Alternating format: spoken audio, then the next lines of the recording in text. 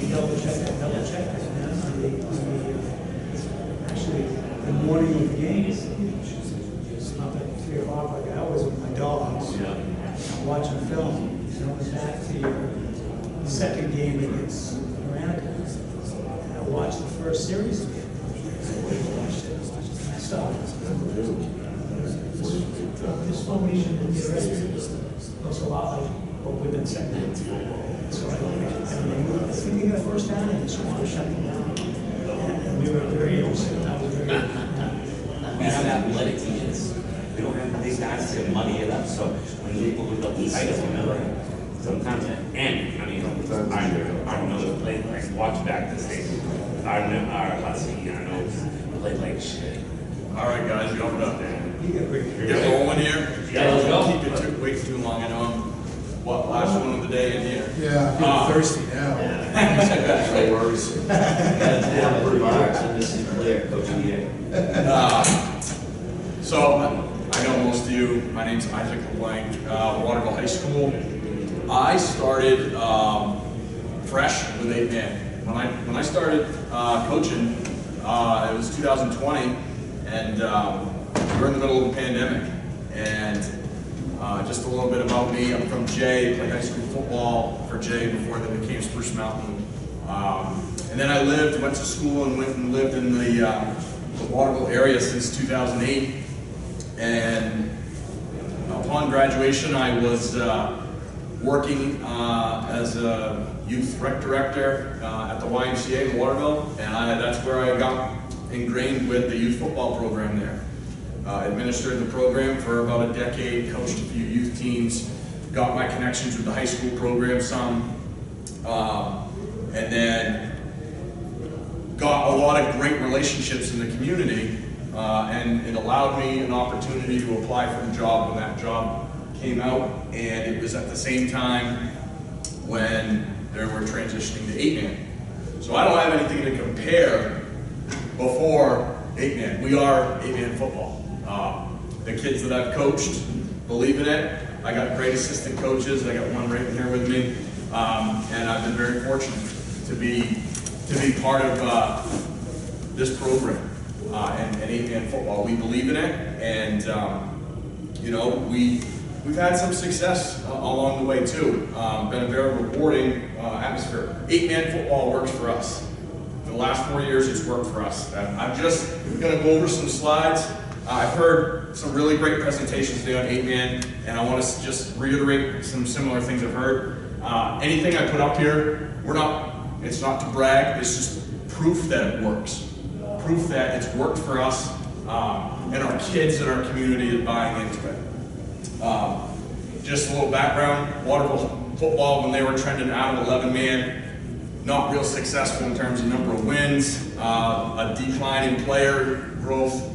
I believe the last year they were an 11-man, they won 2 games and had less than 20 players on their roster. So, a couple years later, I joined, was fortunate enough to get the role. This is just a quick snapshot of the first 4 years I've been here with my assistants, Coach Hamill and Coach Acorn.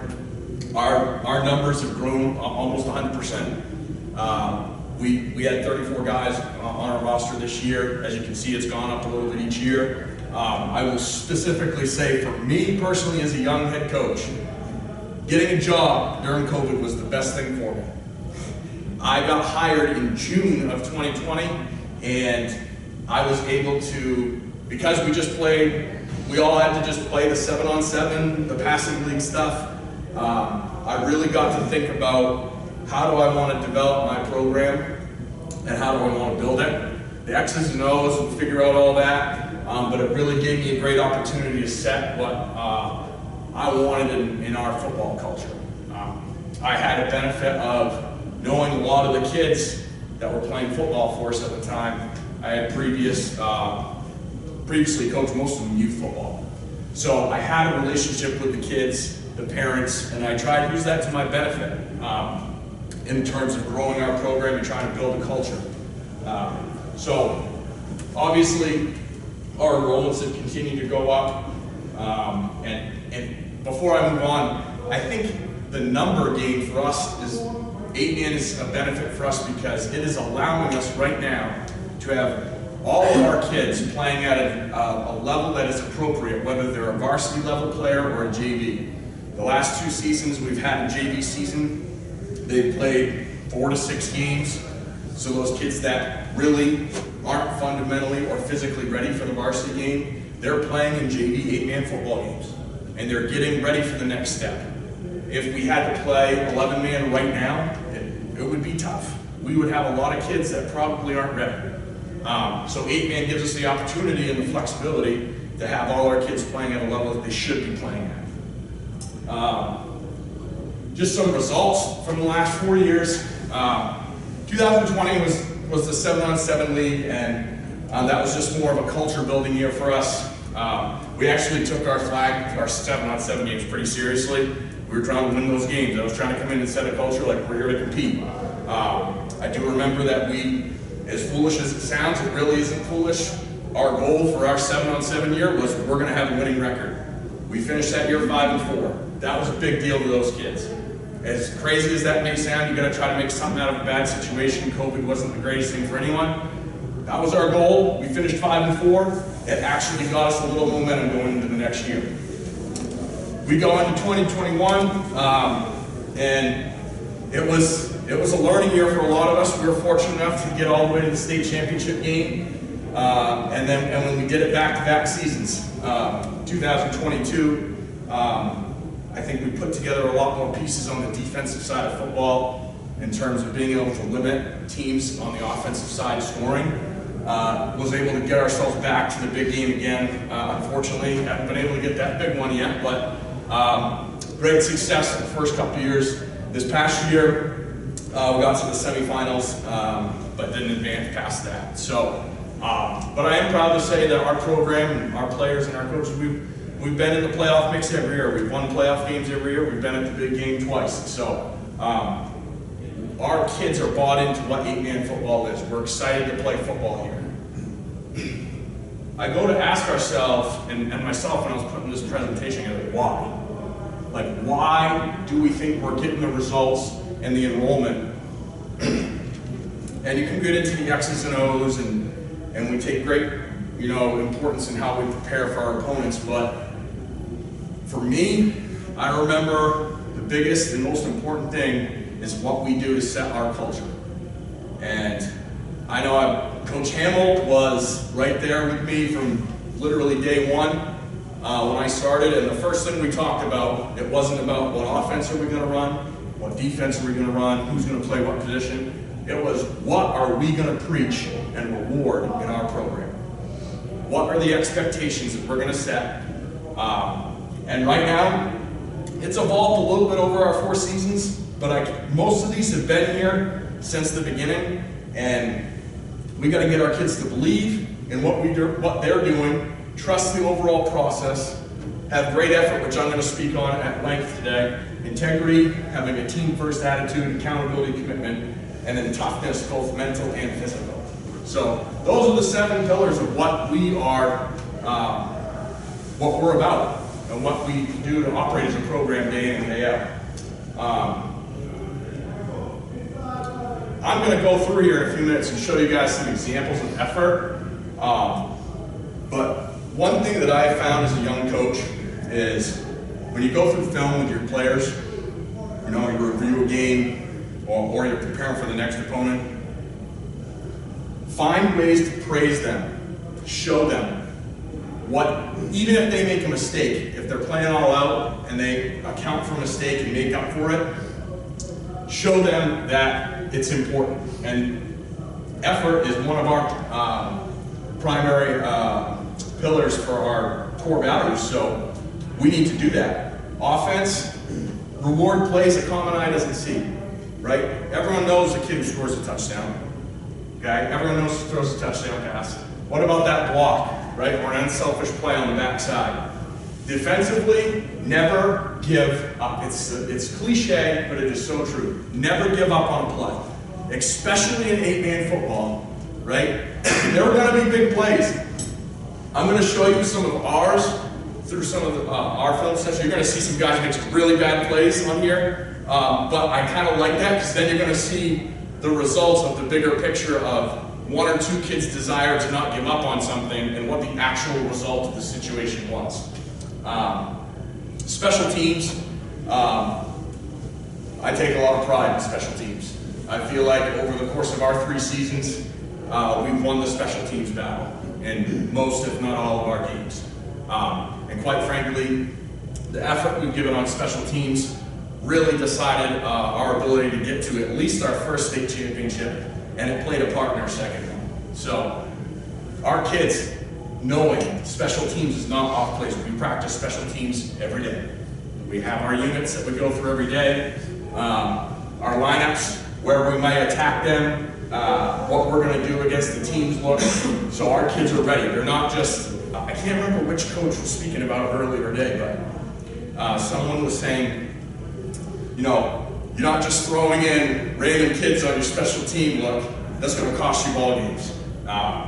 And our kids take great pride in special teams. They are huge momentum-changing players, as you guys probably all know.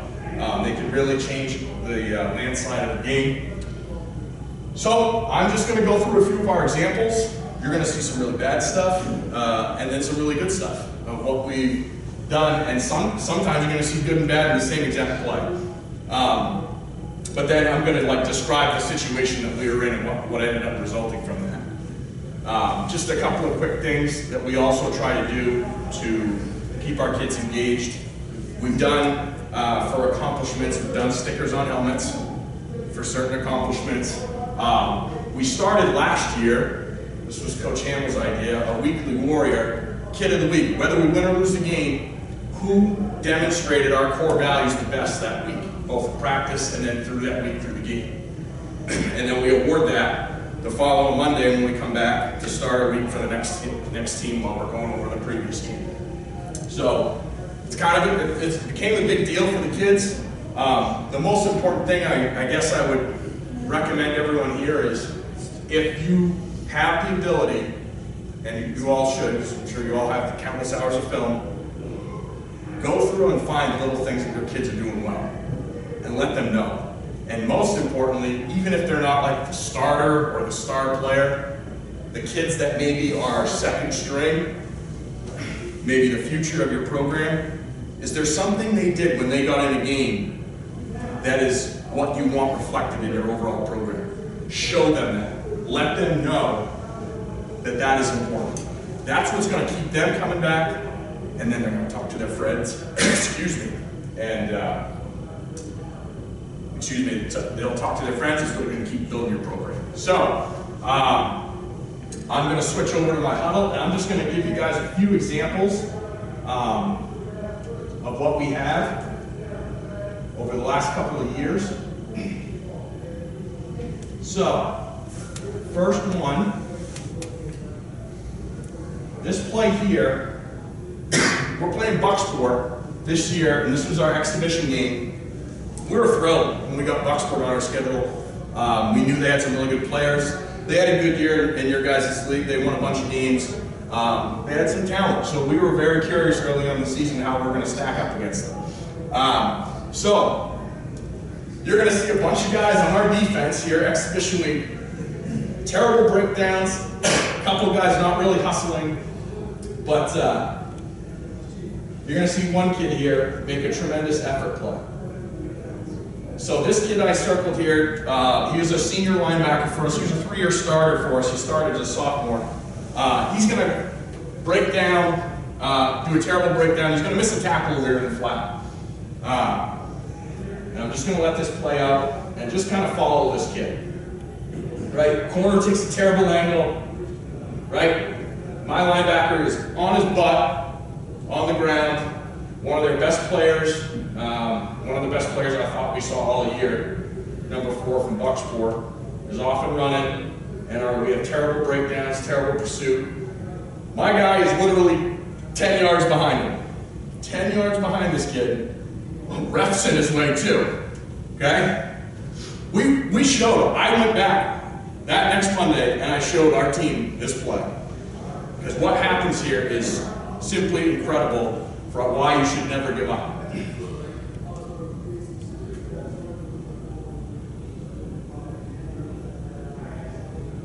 Okay, so not only did you chase them down, 10 yards down and back, they got a 1st and goal on the 1, right? 1st and goal on the 1. You can either just say, well, we tried, or we can just reset. Play side corner here, gets off his block, makes a great open field tackle. 1st and goal on the 1. Great play. 2nd and goal on the 2. Our defense feels like they're going to fight the chance. We drop down in the 5 front. They got 2 backs.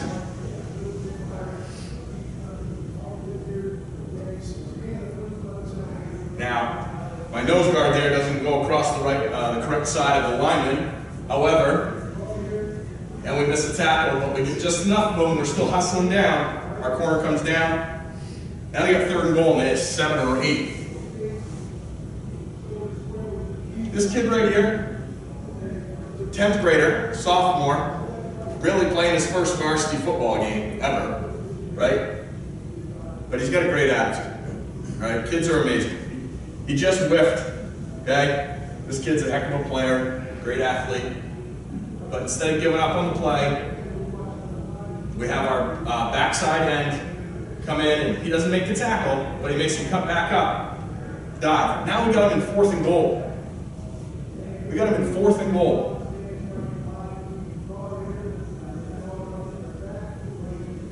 4th and goal. They go empty. They go spread, 4 receivers. We play cover 0.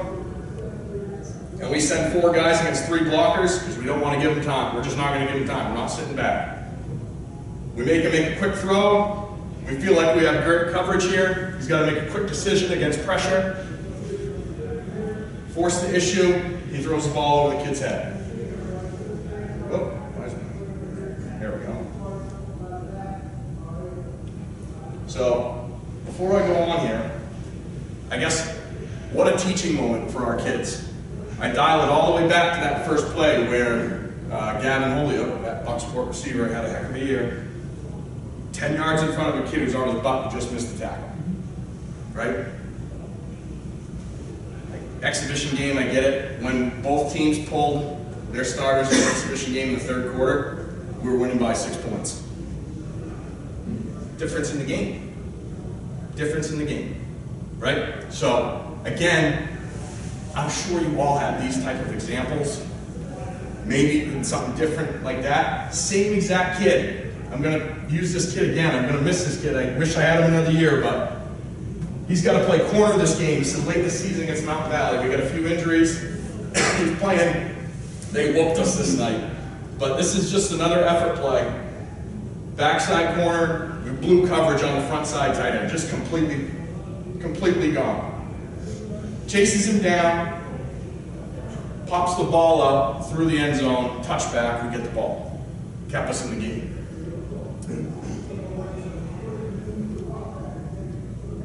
Another couple examples.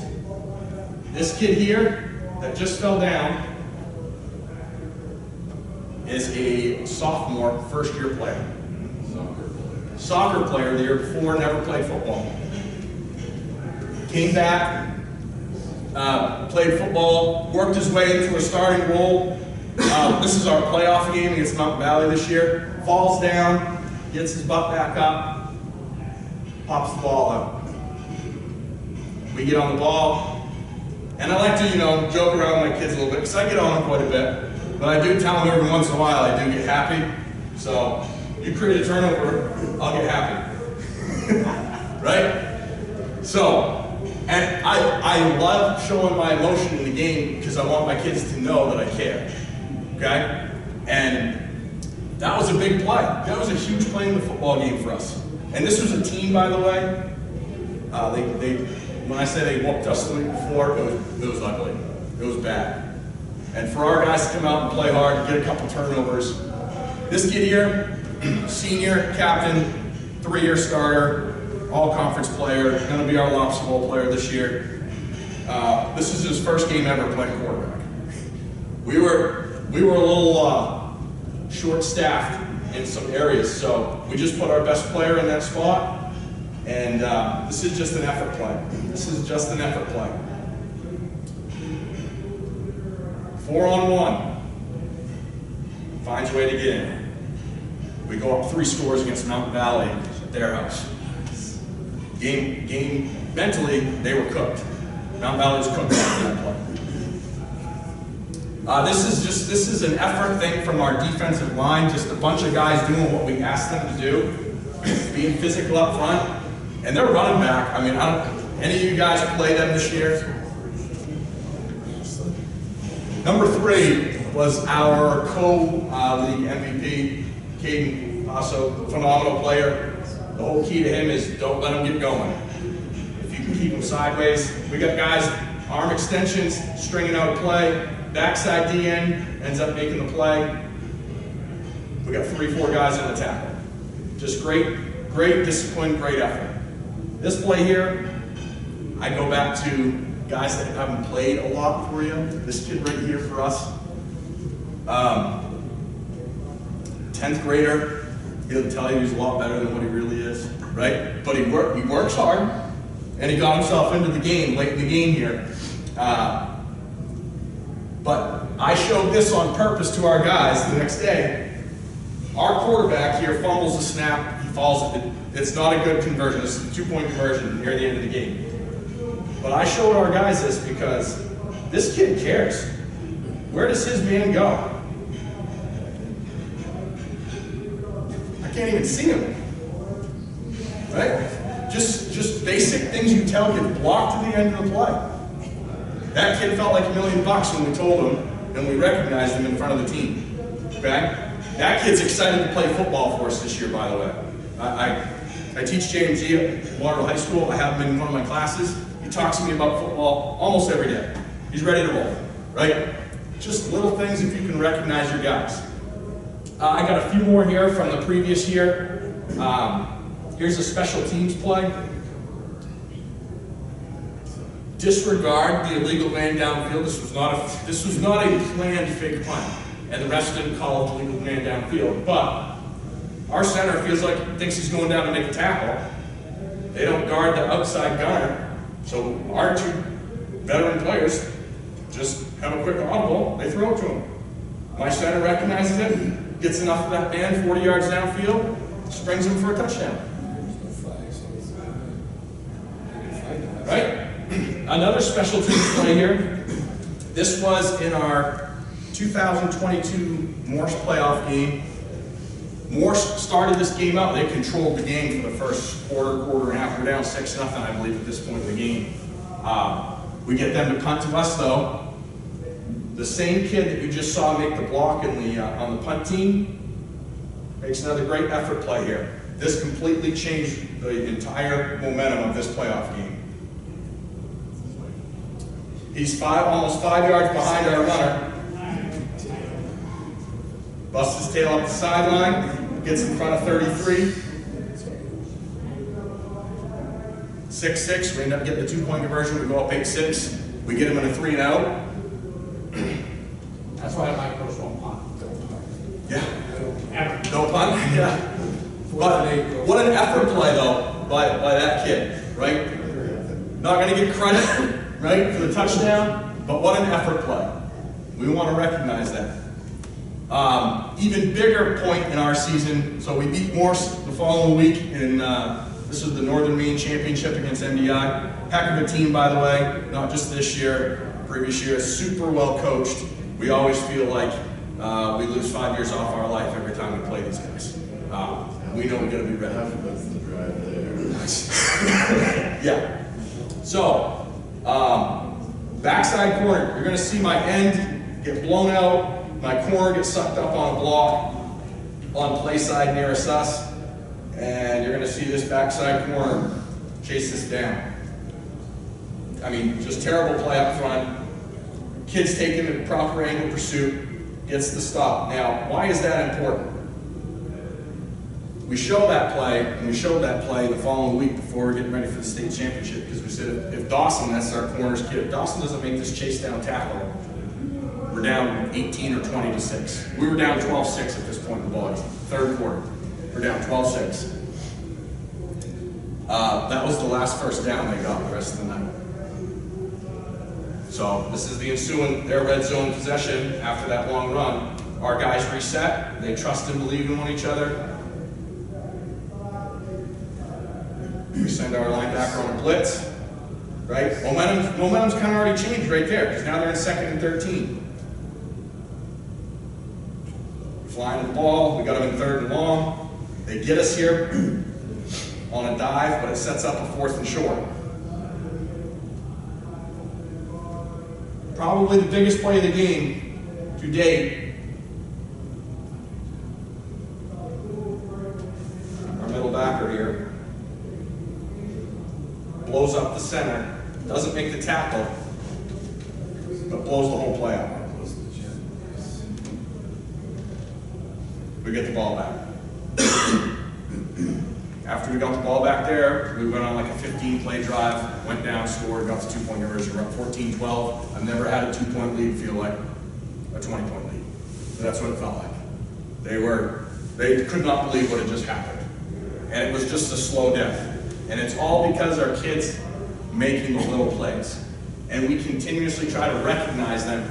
We're on them all the time. You know, they get some criticism. They're going to be told what they need to do different, but they also are going to get rewarded when they do the little things. So I guess the point of my presentation today is like, don't forget to do those things. They're more important. They're so important.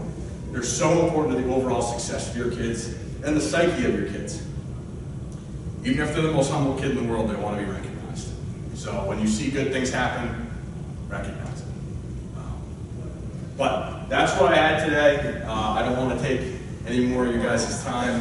Thank you guys for listening to that. It's my first time presenting here, so I was honored to do that. Got to see a lot of great speakers, but do you guys have any questions for me? I'll throw up my contact info here if you want. I got two, Isaac. Yeah. First one, you said your numbers were progressively going up. Do you think they're where they're going to be now, or do you think they're going to continue to trend up? Ooh, that's a tough question. I believe we're going to be about the same this year. This year I would expect us to be low to mid 30s. Maybe a little higher. Yeah. You had a pretty decent amount of seniors. I lost 7 seniors this year. But we have 10 or 11 8th graders coming in. Yes. So if they all play, then we'll actually be plus a couple, assuming everyone returns. So Then I had a flashback when you first bought sport.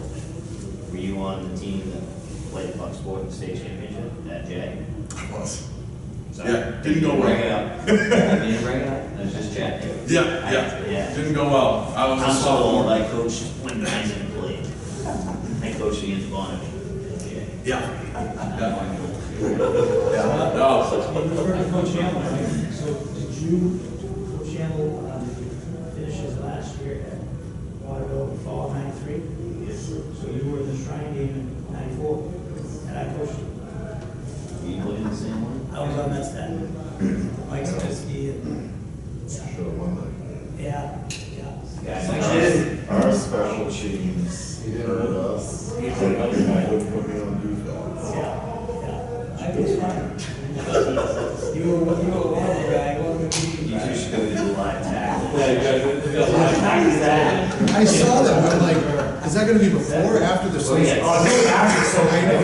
season? Get personal conflict. What's happening?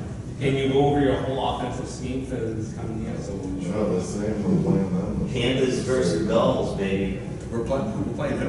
You're coming to the beach, I think. We are. That's the rumor.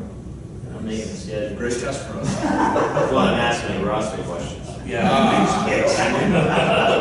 How good are those Gators? Are we? Yeah, I think Doing crossovers? so. Well, nothing's approved yet, but we finished the 8-man schedule. Draft is done. Now we just need to. We did the home and away. We ended up having, I was telling Coach Sinclair, 2 out of the 3 divisions were odd numbers. So obviously 9 Mars. You guys are doing statewide. 6 will make the playoffs. But the MPA, the football committee, went, staying with November 16th as a standalone state day. So we start August 19th, so everybody's gonna have an 8-game schedule. We crossed over and did it tiered based on strength, returning, and so it's competitive scheduling model. So it looks, I think it's gonna be kind of cool because we're seeing teams, so we're just talking teams like, I haven't seen too many different I teams. thought there was results, what was it, 2 years back? Our exhibition game got canceled. Mara didn't have one, so we ended up playing them in an exhibition. We got so much just out of that game. Yep. They were defending. And so that was in 2021. We're just starting out, 8-man. Sure. My first time coaching. Where everyone's coming off COVID, but the defending champs, Mount Era. True, but all I know, Right? yes. They were the defending champ, right? Actually, the only So- film we had was their film from the state game. Yeah. So, our opponent gets canceled, they get COVID, Mount Ararat's opponent gets COVID. Yeah. My AD calls me on like Wednesday, you wanna play Mount Ararat at our place on Saturday? And I'm like, yeah, let's do it, let's see what we got for them. I knew that our kids were ready for that season, because that afternoon when I went and told them that Mount Ararat was coming here, they wanted it. Yeah. They were excited. And it, again, exhibition game, but we went toe to toe with them the whole day. And I was like, I think we can hang with a lot of teams if that's how we play against those guys. So And whether the result we'd rather play teams above than crush somebody 60 days. in exhibition, yeah, getting ready for the season, absolutely. You want to get tested. You want to, I don't know. I feel like for us, like the sooner we can figure out our weaknesses, the better. So you're only going to do that by playing the higher talent teams in the league earlier in the season. We got Greeley exhibition this year, so we'll find out. They'll be, They catapulted their season against us. Yeah. yeah. So, yeah, hoping to put that out so ADs can share with their coaches this week.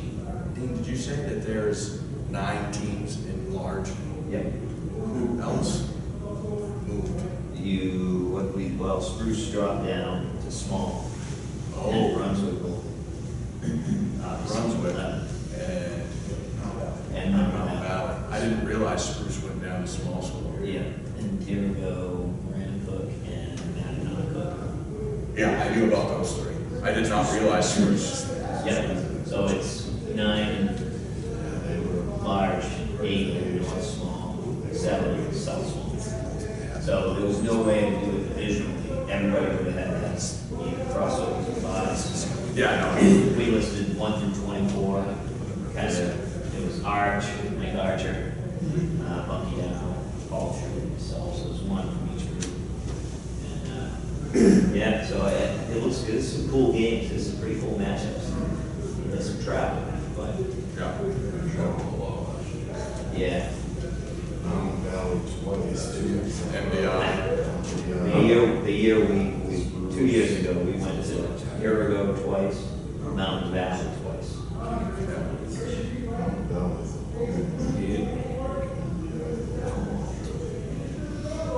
so we play, do you know, is it early, late? Not giving you any, don't bother with them. We're gonna run empty the entire. Yeah, I'm sure. And we won't believe. Honestly. No, we're not, I'm sure.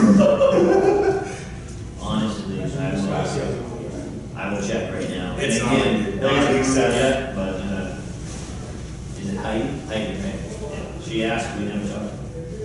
So let's see. It would be week 7. Week 7. And preseason, I think it's a pretty good schedule. You guys. We have 3 films on. Yeah. Florida won the best this year too. Preseason? Preseason. Scrimmage or exhibition? Exhibition. Yeah. So I want you both to be very, very physical. Yeah. Very physical. It makes you feel better. There's no actually. That water Lake bill, regions, Lake regions, swing like tough teams do. Lake will be okay. Have you? I mean, I don't think they're gonna be, they got a shot for 5 or 6. Yeah, lost a lot of kids today. MBI. They lose a lot of kids. They lost. MDI lost They lost the- just 2 players. they lost Brandon's. Lorendo Shields, the receiver in DB, he's gone. They'll be MDI. He doesn't. They'll be good. So, yeah, I'm hoping that's gonna be out by midweek. I'm just waiting for home and away is what's pain in the ass because every time, because there's 21 crossovers. Wow. Being on competitive, it was every time we got down to the last home and away, somebody got injured. So it ended up being really easy, which is fine. It was next year. So we got a really cheap preseason. I think you got, I think where you're only crossover though, regular season, and you're playing in March. Canaan Hills. Yeah. We've done stuff with them. No, I can't. And I can't understand why they don't talk to me. You went to the Glacier game. You'd think that those teams will be here. We didn't clap for high school. Yeah. Great job, man. Coach? Always good to see you. Yeah.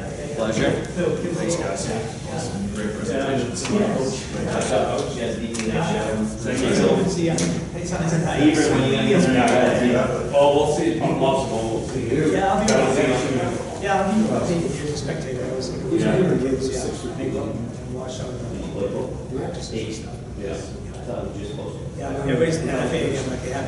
Yeah. I know, it looks like, yeah.